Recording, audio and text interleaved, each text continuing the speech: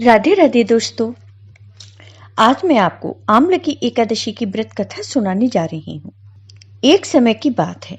राजा मानधाता गुरु वशिष्ठ के पास गए और वशिष्ठ जी से कहा, हे वशिष्ठ जी, यदि आप मुझ पर कृपा करें तो किसी ऐसे व्रत की कथा कहिए जिससे मेरा कल्याण हो। तब महर्षि वशिष्ठ बोले, हे राजन, सब व्रतों से उत्तम और अंत में मोक्ष देने वाले आम्ल की एकादशी के व्रत का मैं वर्णन करता हूँ।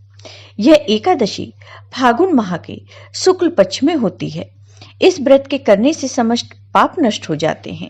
इस व्रत का फल 1000 गोदान के फल के बराबर होता है।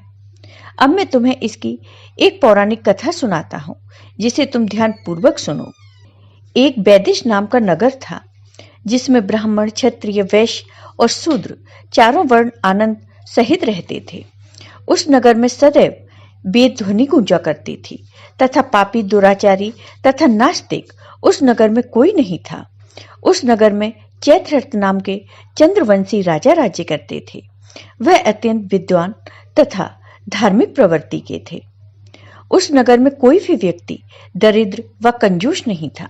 सभी नगरवासी भगवान विष्णु के भक्त थे और बच्चे, वृद्ध, स्त्री, पुरुष एकादशी का व्रत किया करते थे। एक समय फागुन मास की शुक्ल पक्ष की आम्ल की एकादशी आई। उस दिन राजा, प्रजा तथा बाल वृद्ध सबने हर्षपूर्वक एकादशी का व्रत किया। राजा अपनी प्रजा के साथ मंदिर में जाकर पूर्ण कुंभ स्थापित करके धूप, दीप, नैवेद्य, पंचरत्न आदि से आंवले का पूजन करने लगे। उस मंदिर में सबने रात्रि जागरण किया। राजा के रात के समय वहां एक बहेलिया आया, जो अत्यंत पापी और दुराचारी था। वह अपने कुटुंब का पालन जीव हत्या करके किया करता था। भूख और प्यास से अत्यंत व्याकुल वह बहेलिया इस जागरण को देखने के लिए मंदिर के एक कोने में बैठ गया और भगवान विष्णु तथा एकादशी महात्म्य की कथा सुनने लगा। इस प्रकार अन्य मनुष्यों की भांति उसने भी सारी रात जागकर बिता दी। प्रातःकाल होते ही सब लोग अपने घर चले गए, तो बहेलिया भी अपने घर चला गया। घर जाकर उसने भोजन किया। कुछ समय बीतने के पश्चात उस बहेलिये की मृत्यु हो गई, मगर उस आम्ल की एकादशी की व्रत कथा तथा जागरण से उसने राजा विदुरथ के घर जन्म लिया और उनका नाम बशुरथ रखा गया। युवा होने पर वह चतुरंगिनी सेना सहित तथा धन धान्य से युक्त होकर 10,000 गांव का पालन करने लगा। वह तेज में सूर्य के समान, कांति में चंद्रमा के समान, वीरता में भगवान विष्णु के समान और क्षमा में पृथ्वी के समान थे। वह अत्यंत धार्मिक, सत्यवादी, कर्मवीर और विष्णु भक्त थे। वह प्रजा का समान भाव से पालन करते थे। दान देना उनका नित्य कर्तव्य था। एक दिन राजा शिकार खेलने के लिए गए। देव योग से वह मार्ग भूल गए और दिशा ज्ञान न रहने के कारण उसी वन में एक वृक्ष के नीचे सो गए।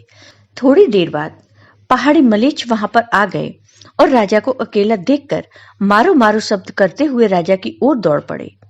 मलेच्छ कहने लगे कि इसी दुष्ट राजा ने हमारे माता पिता, पुत्र, पौत्र आदि अनेक संबंधियों को मारा है तथा देश से निकाल दिया है, अतः इसको अवश्य मारना चाहिए।